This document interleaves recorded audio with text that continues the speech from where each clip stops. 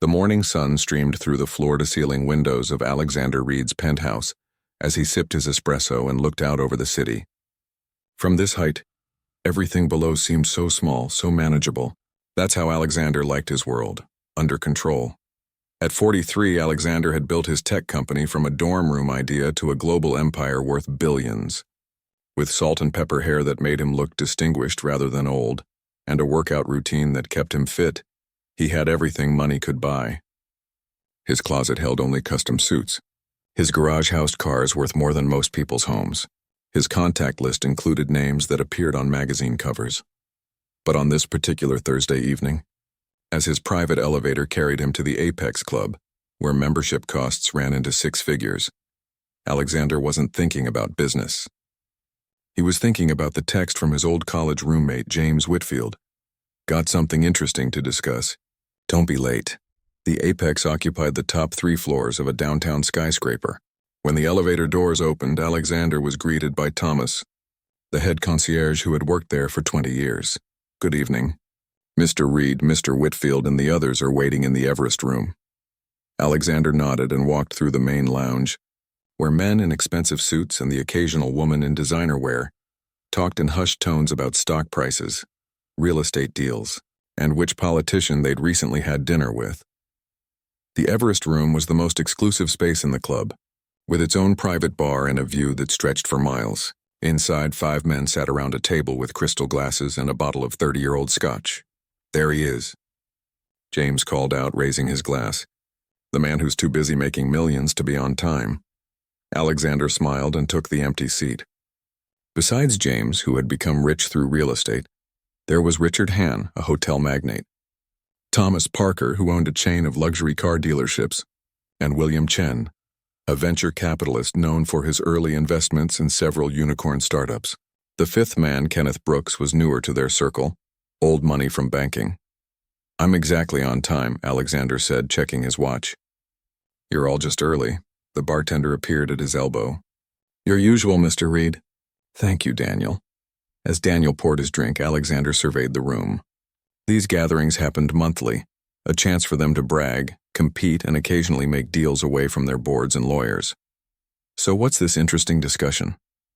Alexander asked James after taking his first sip. James leaned back in his chair with a smile that Alexander had seen many times before, usually before James suggested something outrageous.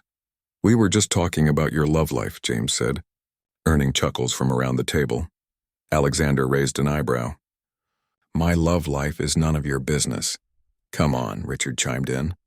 We all saw those pictures of you and that Italian model on the yacht in Monaco. Alessandra, Alexander corrected. And that ended 2 months ago. That's exactly my point, James said, leaning forward now. Before her it was the Swedish actress, and before that the French jewelry designer. You've got a type, Alex. Tall, gorgeous, usually European, always from the right background. And what's wrong with having preferences? Alexander asked, feeling slightly defensive but keeping his tone light. Nothing, James laughed. But some of us were wondering if you're capable of anything else. The other men exchanged glances, and Alexander realized this conversation had started well before he arrived. What exactly are you suggesting? James swirled the amber liquid in his glass. I'm suggesting that you live in a bubble, Alex. Same restaurants, same vacation spots, same type of women. You've gotten predictable. Predictable? Alexander felt a flash of irritation. If there was one thing he prided himself on, it was being innovative. His company had changed how people lived. Predictable was the last word he'd used to describe himself. Kenneth, who had been quiet until now, spoke up. I think what James is dancing around is that you only deal with people exactly like us. Same background, same tax bracket. That's not true, Alexander protested. My foundation works with communities around the world. Writing checks isn't the same as real involvement, Thomas said. The conversation was taking an uncomfortable turn, and Alexander felt the need to defend himself. I don't see any of you marrying outside your social circles either. That's different, James said, his words slightly slurred. Alexander realized his friend had probably started drinking before everyone arrived. Some of us have actually experienced different parts of life. You went from your parents' mansion to Harvard to your corner office.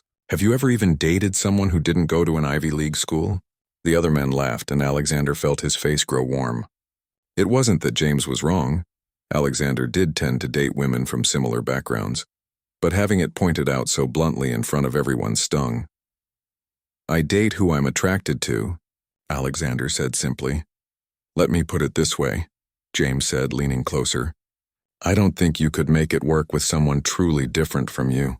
Someone from a completely different world. That's ridiculous, is it?" James grinned. "Because I'd be willing to bet on it." And there it was, the real reason for this conversation. Their group had a long history of bets, usually about business predictions or golf games, but occasionally the wagers would venture into more personal territory. "What exactly are you proposing?" Alexander asked cautiously. James looked around the table, making sure he had everyone's attention. "I bet $1 million that you couldn't marry someone completely outside our social circle and make it last for a full year." A heavy silence fell over the table. Even for them, this was crossing a line. "That's inappropriate," William said quietly. "Marriage isn't something to bet on." "I agree," Alexander said firmly. "And frankly, it's offensive." "Why?" "Because I'm suggesting you marry someone who isn't a society darling," James pressed. "Because you're suggesting I marry anyone as part of a bet," Alexander shot back. "That's not how relationships work." Kenneth cleared his throat. "Perhaps we should change the subject." "No, wait." James held up his hand, his eyes fixed on Alexander. "I'll be more specific. I bet you couldn't marry someone who challenges everything about your worldview. Someone like—" He paused, searching for an example. "A black woman from a working-class background. Someone who would make your board members clutch their pearls." The room fell silent again, this time with tangible discomfort. "James, you're drunk," Richard said sharply. "That's enough." But Alexander was staring at James, seeing past the alcohol to something else. Genuine criticism. Did his old friend really think so little of him? Did he see Alexander as some kind of elitist who couldn't connect with anyone different? "So according to you," Alexander said carefully, "I'm so shallow that I couldn't possibly form a genuine connection with someone who doesn't share my exact background?" "I didn't say that." James backpedaled slightly, perhaps realizing he'd gone too far. "I'm just saying you've never tried. You've only ever dated women who fit neatly into your world. That doesn't mean I'm incapable of anything else." "Prove it then," James challenged. Thomas stood up. "This conversation is getting out of hand. I'm getting some water for James." $1 million, James repeated, ignoring Thomas. "If you marry someone who comes from a completely different background than yours, especially a black woman, since that's about as far from your usual type as possible, and stay married for a full year." "This is disgusting," William muttered. "Using someone's race as part of a bet." "I'm not doing this," Alexander said firmly, ready to end the conversation. James raised his glass. "Then I win by default," the great Alexander Reed, afraid to step outside his comfort zone. It was a childish taunt, one that Alexander would usually ignore. But something about James's smug certainty got under his skin. Before he could think better of it, he heard himself say, "If I ever do marry someone from a different background, it will be because I fell in love, not because of some ridiculous bet." "So you're saying there's a chance?" James grinned. "I'm saying this conversation is over," Alexander said, standing up. "And you should call yourself a car. You've had enough to drink." As Alexander left the Everest room, he could hear the others criticizing James. The bet was inappropriate, crossing lines of basic decency. By morning, everyone would likely pretend it never happened. But as Alexander rode the elevator down to the street level, the conversation kept replaying in his mind. Was James right? Had he really become so predictable, so limited in who he allowed into his life? He thought about his dating history and couldn't deny the pattern. It wasn't deliberate, he simply moved in circles where he met certain types of people. There was nothing wrong with that, was there? Yet as his driver held the car door open and Alexander slid into the leather back seat, a nagging thought remained. Maybe there was more truth to James's drunk ramblings than he wanted to admit. Maybe he had built walls around his life without even realizing it. "Home, sir?" his driver asked. "Yes," Alexander replied absently, looking out at the city lights. Home. But for the first time in years, his penthouse felt less like a triumph and more like evidence of how disconnected he'd become from the real world. A world that existed beyond his bubble of wealth and privilege. The bet itself was offensive and would be forgotten by morning. But the questions it raised about his life wouldn't be so easily dismissed. 6 months had passed since that uncomfortable night at the Apex Club. Alexander had thrown himself into work, overseeing the launch of his company's newest software platform. The bet had faded to the back of his mind, mentioned only once when James called the next day to apologize for his drunken behavior. Forget it happened, Alexander had told him, and they'd moved on, at least on the surface. But something about that night had stuck with Alexander. He found himself noticing things he'd previously overlooked, how everyone in his executive meetings looked remarkably similar, how the charity galas he attended seemed more about photo opportunities than actual change, how the women he dated rarely challenged his views on anything important. On a bright Saturday morning in June, Alexander sat in the back of his car as his driver, Michael, navigated through a part of the city Alexander rarely visited. "Are you sure this is the right address, sir?" Michael asked, glancing at the modest community center through the windshield. "Yes," Alexander replied, checking the invitation one more time. He was attending a fundraising event for a nonprofit called Neural Pathways, which provided advanced medical care and research for neurological conditions affecting underserved communities. His foundation had made a sizable donation after his assistant had flagged it as a worthy cause, and now he was following up with a personal appearance, something he rarely did. The truth, which Alexander barely admitted to himself, was that he was making an effort to step outside his usual circles, not because of James's ridiculous bet, he told himself, but because maybe his friend had been right about one thing. Alexander had become too comfortable in his bubble. The community center was a far cry from the glitzy hotel ballrooms where most charity events he attended were held. Instead of champagne and canapes, there was coffee in paper cups and platters of fruit and cookies. Instead of evening wear, people were dressed in business casual attire. Alexander felt oddly conspicuous in his tailored suit as he entered the main hall, where about 50 people were gathered. A small stage had been set up at one end with a podium and a banner reading, "Neural Pathways Bridging the Gap in Neurological Care." "Mr. Reed?" A young woman approached him with a clipboard. "I'm Zoe, the event coordinator. Thank you so much for coming. We've set up a special table for major donors." She led him to a table near the front where 3 other well-dressed people sat. Alexander recognized one as the owner of a local sports team. "Our founder, Dr. Amara Okafor, will be speaking soon," Zoe said. "She's very excited that you're here." Alexander nodded politely, but his attention had already shifted to the stage, where a woman was arranging papers at the podium. She wore a simple navy blue dress and had her hair styled in neat, shoulder-length braids. There was nothing flashy about her appearance, yet something about her commanded attention. The room quieted as she tapped the microphone. "Good morning, everyone. Thank you for taking time out of your weekend to be here. I'm Dr. Amara Okafor, and 5 years ago, I founded Neural Pathways with a simple but crucial mission: to ensure that everyone, regardless of zip code or income, has access to cutting-edge neurological care." Her voice was clear and confident, with a slight accent Alexander couldn't quite place. As she continued her presentation, showing slides of patients they'd helped and research they'd funded, he found himself genuinely engaged. Unlike many charity pitches he'd sat through, there was no emotional manipulation here, just facts, passion, and a clear vision. "Last year, we provided specialized care to over 300 patients who would otherwise have fallen through the cracks of our healthcare system," Dr. Okafor said. "But we need to do more. With your support, we can expand our clinic hours, fund more research, and most importantly, train the next generation of neurologists who are committed to serving all communities."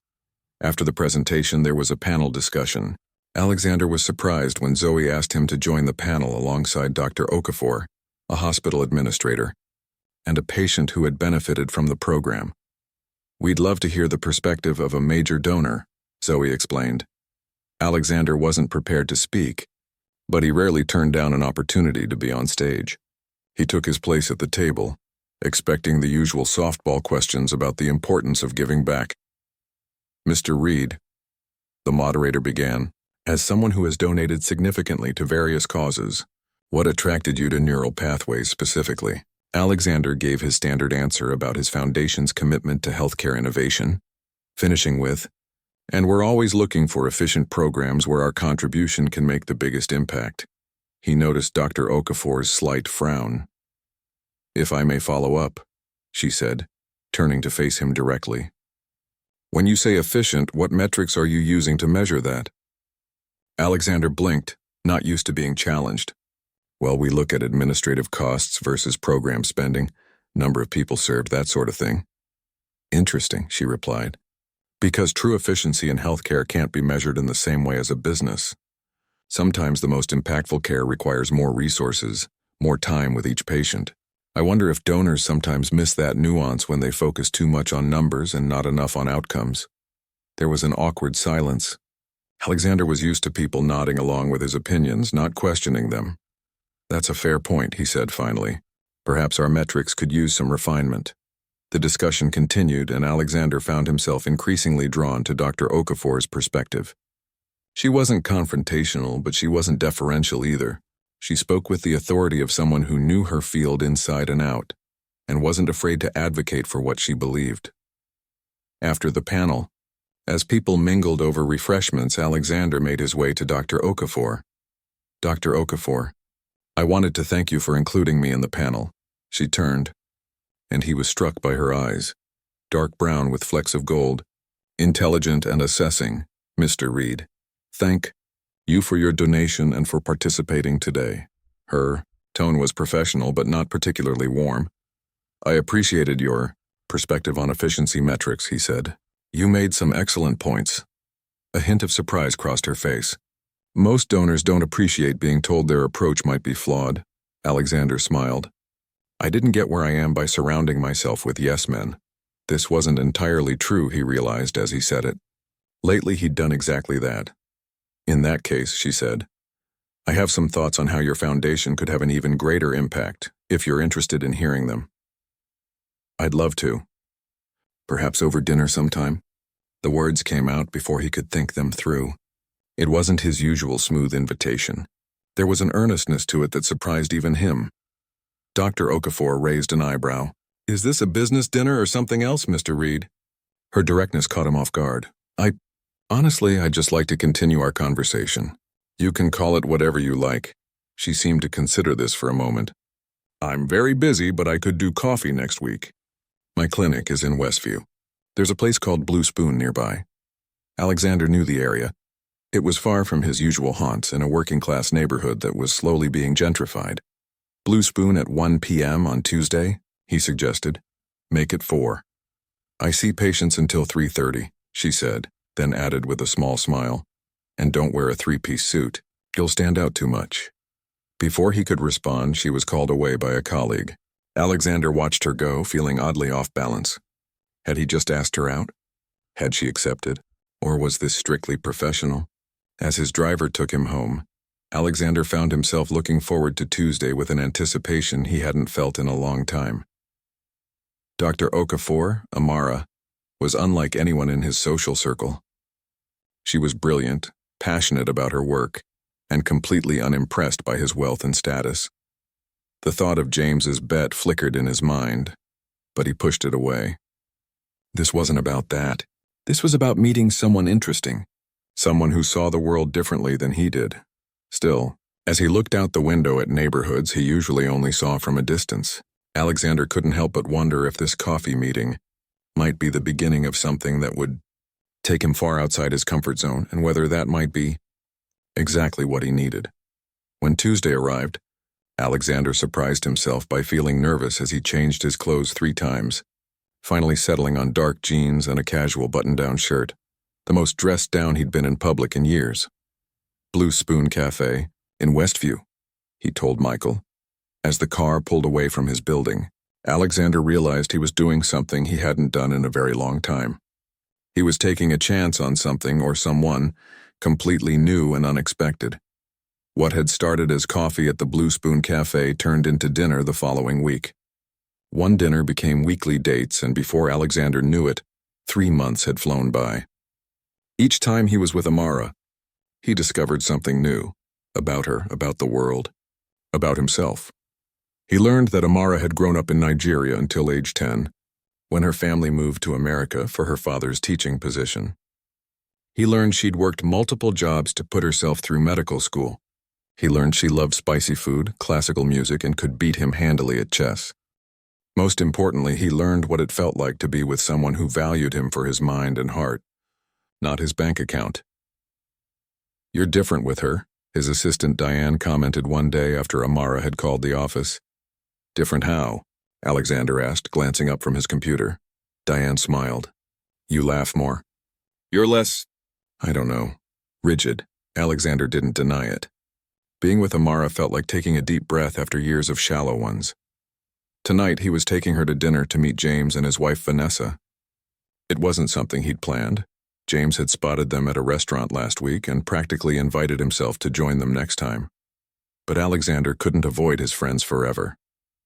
Besides, he wasn't ashamed of Amara, quite the opposite. "Are you sure this is a good idea?"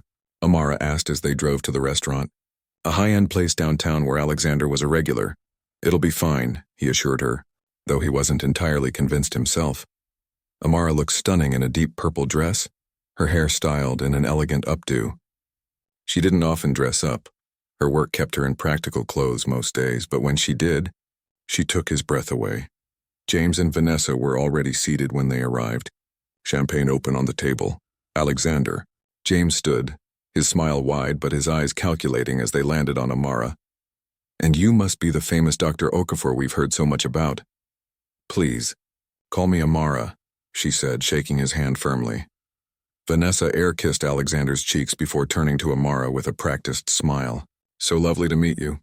Alexander has been keeping you all to himself." Dinner started pleasantly enough, with James asking about Amara's work. She spoke passionately about her recent patients and a research paper she was co-authoring. "Fascinating," James said, in a tone that suggested it was anything but. "And where did you study medicine?" "Georgetown for med school, Johns Hopkins for my residency." "Impressive," Vanessa chimed in. "Those are excellent schools." The way she said it with a note of surprise made Alexander tense slightly. "They are," Amara agreed pleasantly, either missing or ignoring the condescension. "I was fortunate to have wonderful mentors." As the evening progressed, James became less subtle. "So, Alexander tells me you grew up in Nigeria. What was that like?" he asked between sips of wine. "I was young when we left, but I remember it being beautiful, full of family, music, incredible food. But surely it must have been quite an adjustment coming to America," Vanessa pressed. "The culture is so different." "Every child adapts," Amara said simply. "And my parents made sure we appreciated both cultures." James leaned forward. "And now you're dating one of the richest men in the city. Talk about a cultural adjustment." Alexander nearly choked on his wine. "James, it's fine," Amara said, placing her hand on Alexander's arm. She turned to James with a cool smile. "Money is just money. In my line of work, I've seen billionaires and people without homes face the same medical challenges. We're all just humans in the end." A slightly awkward silence followed, broken by Vanessa asking about the wine selection. Later, when Amara excused herself to the restroom, James leaned across the table. "She's not what I expected," he said in a low voice. "What did you expect?" James shrugged. "I don't know. Someone more impressed by all this." He gestured around the upscale restaurant. "That's exactly why I'm with her," Alexander replied. When Amara returned, the conversation shifted to safer topics, but Alexander couldn't shake a growing discomfort. He'd been so focused on how Amara was different from his usual world that he hadn't fully considered how his usual world might treat her. On the drive home, Amara was quiet. "I'm sorry about James," Alexander said finally. "Why?" "He wasn't outright rude. No, just condescending and borderline offensive."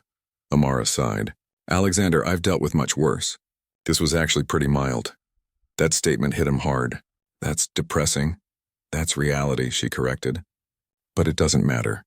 I don't need their approval." Alexander reached for her hand. "No, you don't. But you deserve their respect." She squeezed his hand in return but said nothing more. 2 weeks later, Alexander asked Amara to move in with him. She declined. "Your penthouse is gorgeous," she said, "but it's your space, not ours. If we're going to live together, we should find a place that's new for both of us." It made sense, but it was one more way that dating Amara differed from his past relationships. Other women had been eager to slip into his life as it was. Amara wanted them to build something together. They found a brownstone in a neighborhood that was neither where Alexander would have chosen, nor where Amara had been living, neutral territory. It needed work, but Amara saw its potential, and Alexander trusted her vision. As they renovated, Alexander found himself enjoying the process of creating a home, rather than just buying one. Amara challenged his instinct to simply hire people for everything, insisting they do some of the work themselves. "You've really never painted a room?" she asked incredulously one Saturday, handing him a roller. "Never had to," he admitted, feeling slightly embarrassed. By the end of the day, they were both speckled with pale blue paint, and Alexander had discovered a simple satisfaction he'd never known before. Living together brought new revelations. Alexander learned that Amara talked in her sleep, that she couldn't function without coffee in the morning, that she kept a journal by her bed where she wrote every night. He also learned that being with someone from a different background meant constantly discovering his own blind spots. "Why did you do that?" Amara asked one evening after he'd tipped a delivery person an amount that seemed normal to him, but had left the young man stuttering with gratitude. "Do what?" "Give him so much. It was nice, but it seemed, I don't know, showy." "I didn't think about it," Alexander admitted. "I guess I never really consider what money means to other people." Conversations like these happened often, making Alexander increasingly aware of his privilege in ways he'd never examined before. 6 months into their relationship, at a quiet dinner in their newly finished home, Alexander proposed. He'd thought about waiting longer. They hadn't even told his parents about their relationship yet, but he couldn't imagine his life without her. "I know this seems fast," he said, holding the ring box. "But when you know, you know." Amara studied his face. "Are you sure this is what you want?" "I've seen how your friends look at me, how they treat you differently when I'm around. I've never been more certain of anything," Alexander said. "You've opened my eyes to a whole world I was missing. You challenge me, you make me laugh, you make me want to be better. I love you, Amara." Her eyes filled with tears. "I love you too." The wedding was small, held in the garden behind their brownstone. Alexander's parents flew in from California, visibly shocked by their son's choice but making an effort to be supportive. Amara's family, her parents, 2 sisters, brother, and various cousins, brought warmth and laughter to the occasion. None of Alexander's friends from the Apex Club attended, except for William, who came alone and seemed genuinely happy for them. "Your wife is remarkable," William told Alexander during the reception. "You're a lucky man." "I know," Alexander agreed, watching Amara laugh with her father across the garden. "James was wrong about you," William added quietly. "This isn't about any bet." Alexander froze. "How did you—" "James talks when he drinks," William said with a shrug. "But anyone who sees you with her knows this is real." Later, as they danced under strings of lights in their garden, Amara rested her head against Alexander's chest. "Happy?" he asked. "Very," she replied, "though I'm a bit worried about your mother. She keeps looking at me like I'm an alien." Alexander laughed. "She'll come around, and if she doesn't, it's her loss." As the night wound down and guests departed, Alexander found himself thinking about how much his life had changed in just 9 months. He hadn't just gained a wife, he'd gained a whole new perspective. The bet that James had drunkenly proposed seemed like it had happened in another lifetime to another person. Alexander hadn't thought about it in months, and now that he did, he felt a flash of shame that it had ever crossed his mind. What had started as a step outside his comfort zone had become the most authentic thing in his life, and he was never going back. Married life suited Alexander in ways he never expected. He and Amara settled into a rhythm that balanced their demanding careers with their new life together. Mornings were his favorite, Amara shuffling into the kitchen in her slippers, both of them sharing coffee before heading off to their separate worlds. By day, Alexander ran his tech empire, and Amara split her time between seeing patients and running neural pathways. By evening, they reconvened in their brownstone, sharing stories of their days cooking together and occasionally hosting small gatherings of friends, mostly Amara's colleagues or people they'd met together since becoming a couple. Alexander had gradually drifted away from his old social circle. He still saw William occasionally, and of course there were business connections he maintained, but the regular nights at the Apex Club had become a thing of the past. 10 months into their marriage, Alexander decided it was time to make a more public commitment to Amara's work. Neural pathways had been growing steadily, but needed a significant injection of funds to open a second clinic location.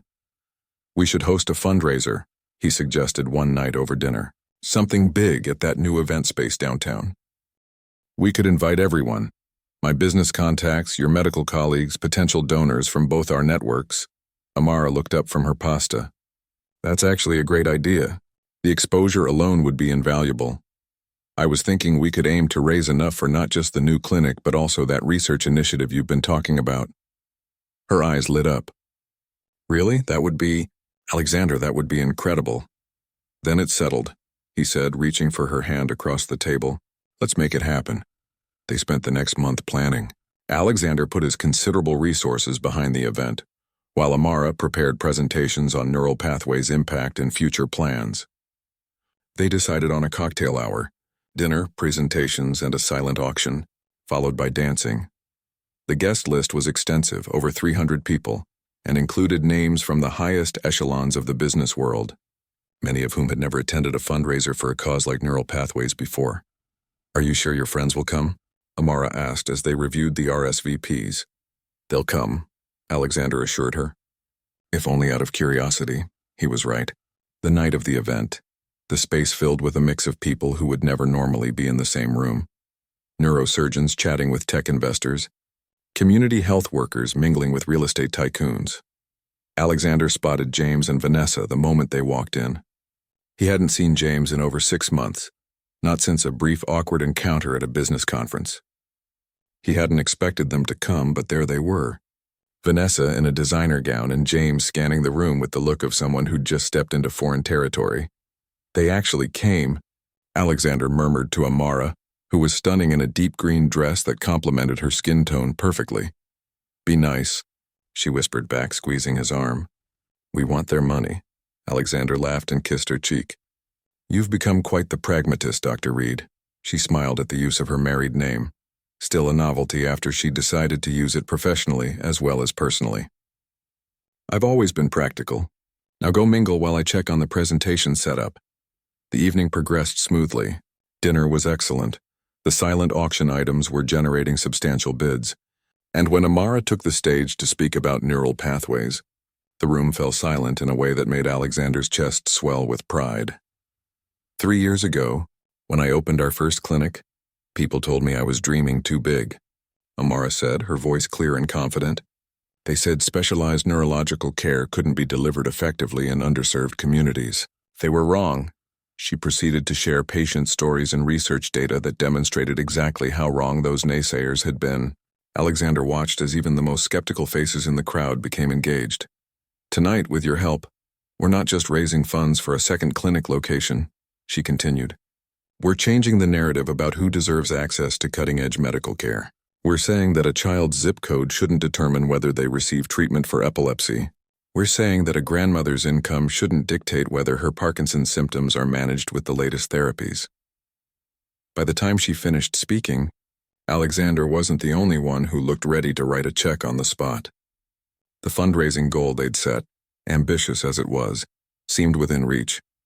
After the presentations, as guests mingled and the band played, Alexander found himself approached by James, who was on his third scotch of the evening.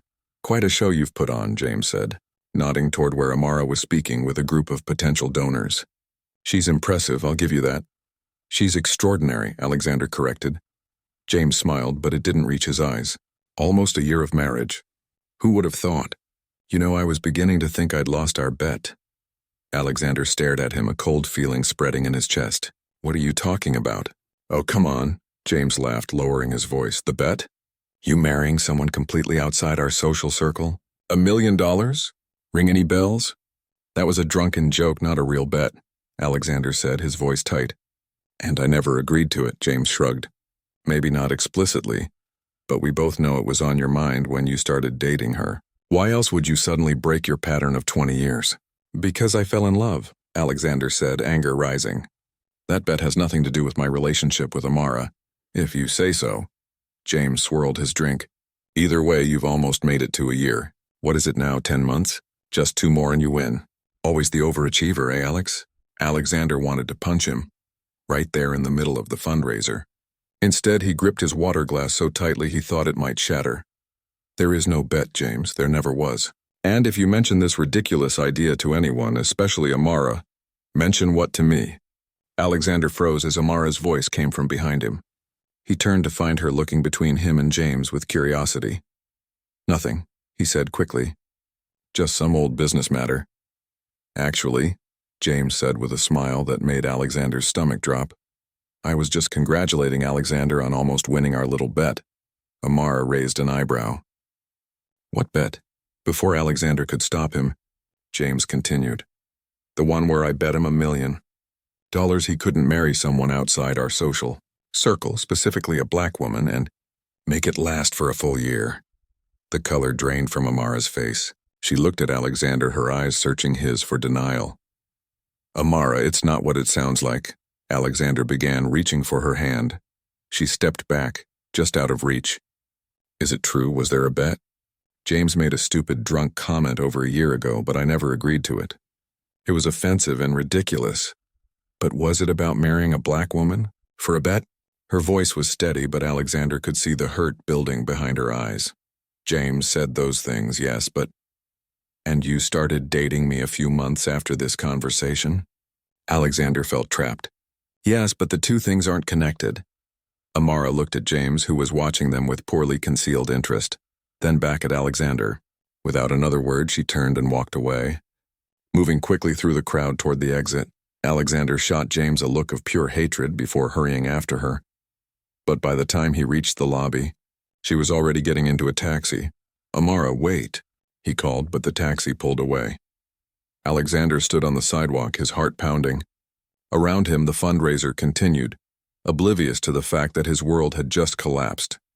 He took out his phone and tried calling Amara, but it went straight to voicemail. He tried texting, please let me explain. It's not what you think. No response.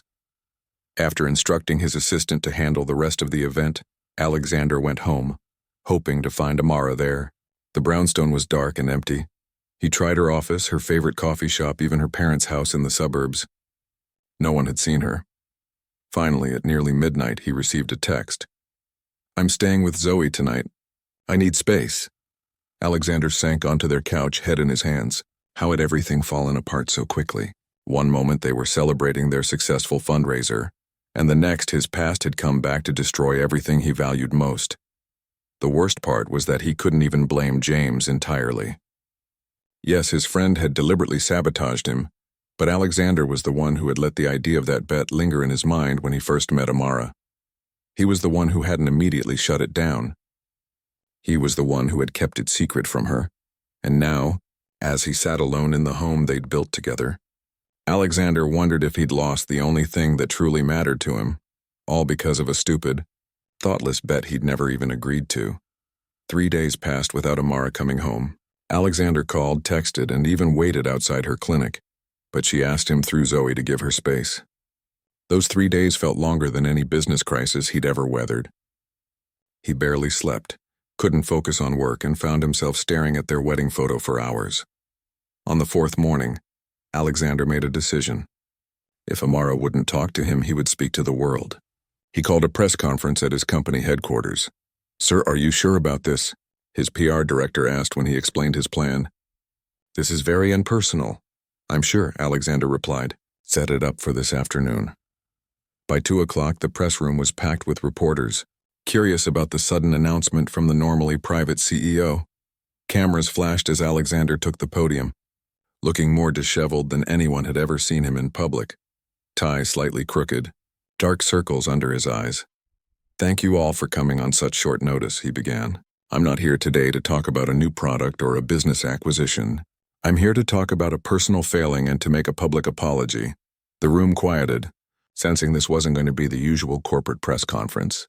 A little over a year ago, at an exclusive club where people like me gather to congratulate themselves on their success, a friend of mine made a bet. He wagered $1 million that I couldn't marry someone completely outside our privileged circle, specifically a black woman, and make the marriage last a year. Murmurs spread through the crowd.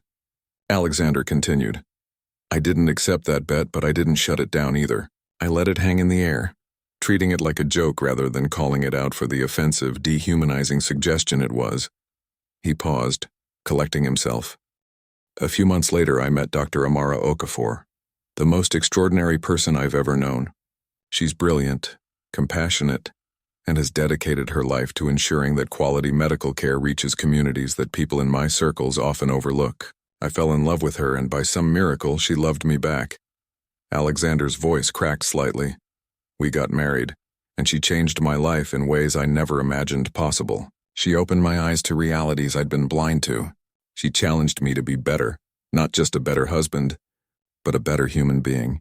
He gripped the edges of the podium. 3 nights ago, at a fundraiser for her nonprofit organization, my friend brought up that stupid bet, suggesting that my relationship with my wife was somehow connected to it.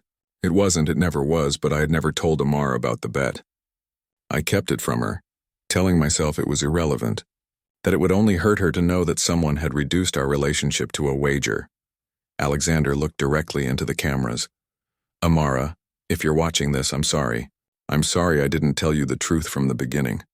I'm sorry I ever let someone treat the idea of loving you as a joke or a challenge. And I'm sorry that my silence made it possible for you to doubt, even for a moment, that what we have is real. He took a deep breath.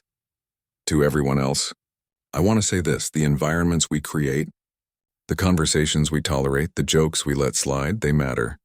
I let a comment pass in a room full of privileged people because confronting it would have been uncomfortable. That was cowardice, and my wife is paying the price for it. Alexander straightened his shoulders. Effective immediately, I am stepping down as CEO of my company for a minimum of 6 months. During this time, I'll be working full-time with Neural Pathways and other organizations focused on addressing systemic inequalities in healthcare, education, and economic opportunity. Gasps and furious typing filled the room. Additionally, I'm donating $50 million to establish a foundation specifically focused on supporting businesses and nonprofits founded by people from underrepresented groups. This isn't about charity. It's about addressing the systemic barriers that make spaces like that private club so ridiculously homogeneous. Alexander looked around the room at the stunned reporters. I've spent most of my life moving through spaces where everyone looked like me, thought like me, and had backgrounds similar to mine. I told myself that was just how things were. My wife showed me that's not good enough. We can do better. I can do better. And starting today, I will. He stepped away from the podium, ignoring the shouted questions, and walked straight out of the building. His phone buzzed with notifications as the press conference hit the news, but the only call he answered was from William. That was quite a statement, William said when Alexander picked up. It was the truth, Alexander replied simply. James is furious. He's telling everyone you've lost your mind. I don't care what James thinks anymore. There was a pause, then William said, For what it's worth, I think you did the right thing, both with the press conference and the foundation. If you need help setting it up, let me know. Thanks, Alexander said, surprised by the offer. I appreciate that. After hanging up, Alexander drove to Zoe's apartment building. He didn't go up or call Amara again. Instead, he sat in his car watching the entrance, hoping for a glimpse of his wife, wondering if she'd seen his press conference. Hours passed. The sun set. Alexander was about to give up when a taxi pulled up and Amara stepped out, wearing the same clothes she'd had on for the past few days. She looked tired, her usually perfect braids slightly disheveled. Alexander got out of his car but didn't approach. He stood on the sidewalk waiting to see if she would acknowledge him. Amara spotted him and paused. For a long moment, they just looked at each other across the distance. Then slowly she walked toward him. I saw your press conference, she said when she reached him. I meant every word, Alexander replied. Amara studied his face. You didn't have to step down as CEO. Yes, I did. I've been talking about making a difference while still safely tucked inside my bubble. It's time to actually do the work, she crossed her arms. And the foundation? Something I should have done a long time ago. But Amara, I didn't do these things to win you back. I did them because they're right. You showed me what matters, and I can't unsee it now. Tears filled her eyes. You hurt me, Alexander. Not because there was some stupid bet. I know you better than that. But because you didn't trust me enough to tell me about it. I was ashamed, he admitted. I was ashamed that I come from a world where someone could say something so offensive and expect others to laugh. I was ashamed that I didn't shut it down immediately. And I was terrified you might think, even for a second, that it had anything to do with why I love you. Amara wiped a tear from her cheek. These past few days I've been thinking about everything. How we met, how quickly things moved between us. I kept asking myself if there were signs I missed. And Alexander held his breath. And I realized that whatever brought you to that fundraiser a year ago, whatever made you ask me for coffee that first time, it doesn't change what grew between us after. It doesn't change the man I've seen you become. She took a deep breath. It doesn't change the fact that I love you. Relief flooded through Alexander. Does that mean you're coming home? Not yet, Amara said softly. I need a little more time. And when I do come home, we need to talk, really talk about the worlds we come from and how we bridge them. No more secrets, no more protecting each other from uncomfortable truths. Alexander nodded. Whatever you need. I'll be waiting. 2 weeks later, Amara moved back into their brownstone. Things weren't immediately perfect. They had long, sometimes difficult conversations about race, privilege, and the invisible barriers that still existed between their worlds. But they were talking, truly talking, in ways they never had before. Alexander threw himself into his new role at Neural Pathways, using his business expertise to help the organization expand while learning more about the communities it served. The foundation he'd promised took shape, with Amara helping to guide its mission and approach. 6 months after the press conference, as they lay in bed discussing the foundation's first round of grant recipients, Amara propped herself up on one elbow and looked at Alexander. Do you ever miss it? She asked. Your old life? The clubs, the power lunches, being the one everyone deferred to? Alexander considered the question seriously. Sometimes I miss the simplicity of it, he admitted. Everything was easier when I didn't see the whole picture. But no, I don't miss who I was then. And who are you now? She asked, a smile playing at her lips. Alexander pulled her close, still figuring that out. But I know I'm your husband. I'm someone trying to make a difference, not just a profit. And I'm happier than I've ever been. Amara rested her head on his chest. Me too. In the quiet darkness of their bedroom, Alexander thought about how far they'd come. What had begun with a thoughtless, offensive bet had transformed into something neither he nor James could have imagined. Not just a marriage that defied expectations, but a complete reimagining of what success and fulfillment truly meant. The bet was long forgotten. But the love, the growth, and the journey toward a more just world, those would continue for a lifetime.